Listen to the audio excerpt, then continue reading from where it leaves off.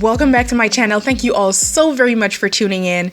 I want to say a special welcome to all the people who have recently subscribed, and a very big thank you to all my old subscribers who have stuck with me throughout however long that you've been with me. I really do appreciate the support from everyone.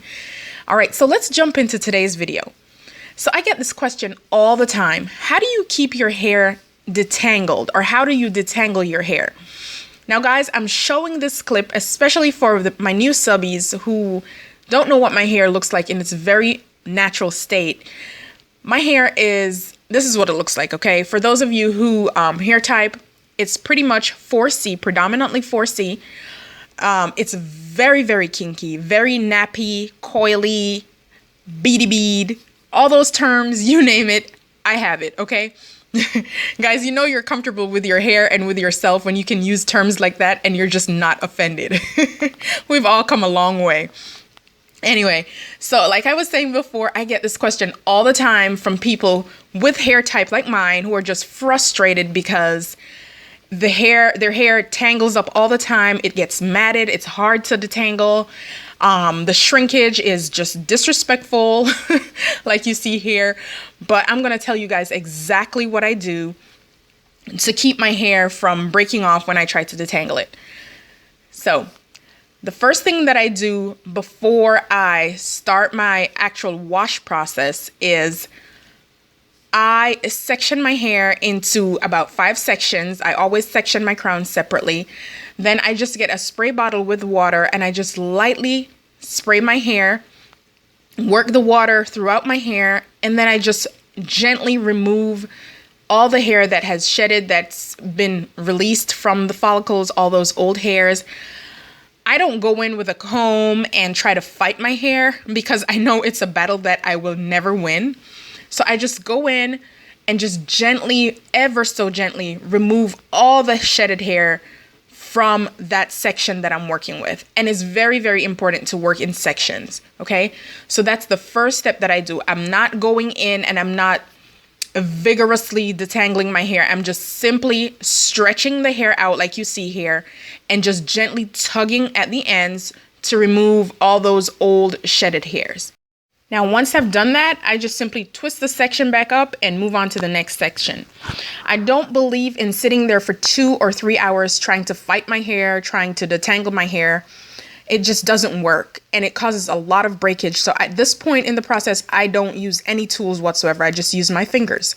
Now, once I've completed all 5 sections, I then step into the shower under running water. Guys, running water is your best friend when it comes to detangling your hair. So this is what I do. I step into the shower. I allow the water to run onto my strands. It stretches the hair out, which makes it so much easier for your fingers to move through those strands. So this is what I do. I just simply allow gravity and the weight of the water to loosen up my coils, to loosen up my kinks, and I just continue to remove the hair that has been released from my follicles, all those old shedded hairs. I just continue to remove those. And I do this for a couple minutes and I do it in sections. That's also important. I work in sections throughout this process. You'd be surprised at how detangled your hair can get just from performing this step. The next step in the process is cleansing.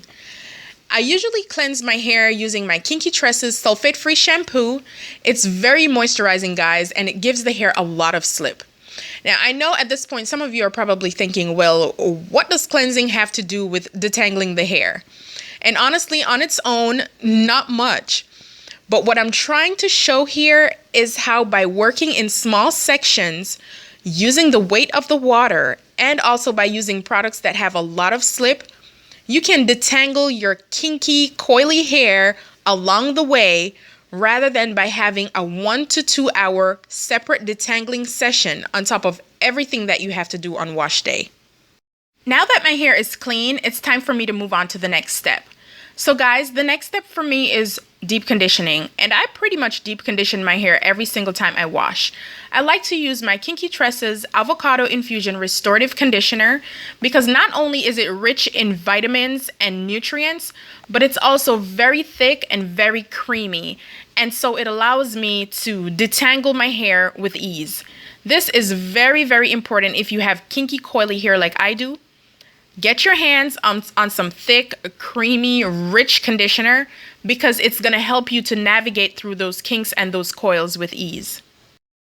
After saturating my hair with the conditioner, I like to sit under a steamer or cover my hair with a plastic cap and sit under a hooded dryer for about 10 to 20 minutes, maximum 30 minutes. I try not to go beyond 30 minutes because after 30 minutes, your hair really doesn't absorb any more nutrients from the conditioner. But by deep conditioning my hair basically surrenders, and so it makes it a lot easier to detangle. And just a quick note, guys, I know lots of people like to leave the conditioner on for several hours. Some people even like to sleep in the conditioner. Be very, very careful about doing this because what you're doing is over conditioning your hair, and that could eventually lead to breakage. So after deep conditioning my hair for about 20 minutes, it's time to remove my plastic cap and to see how well detangled my hair is. Now, remember guys, up until this point, I did not use any tools except for my fingers. I did not use a comb or a brush or anything like that. So now what I'm going to do is I'm going to comb through a section of my hair. And as you guys can see, there is a very little resistance as I'm combing through my hair. My hair is pretty much detangled, and that's because by deep conditioning my hair basically just surrenders and it's soft, it's buttery. The comb is basically just gliding through my hair with very, very little resistance. Now, in the past, I was 100% anti-comb, but I'm not anymore. I now use a comb, but only after my deep conditioning session because my hair is just so soft and buttery that using a comb at this point, as you can see, doesn't really cause any breakage or anything like that. So I'm totally fine with using a comb, but for me, I only use one after I've deep conditioned my hair. So all that's left for me to do now is to simply rinse my hair and then apply my leave-in conditioner. Guys, after following these steps, I've learned that wash day doesn't have to be this dreadful thing. It doesn't have to be an all-day marathon. The key here is to work in small sections, detangle your hair along the way, use the weight of water and products that give you a lot of slip, and you'll be able to navigate quickly through your kinks and coils. Guys, you've seen what my hair looks like. If I can do it, you guys can do it too. All right, guys, that's it for now.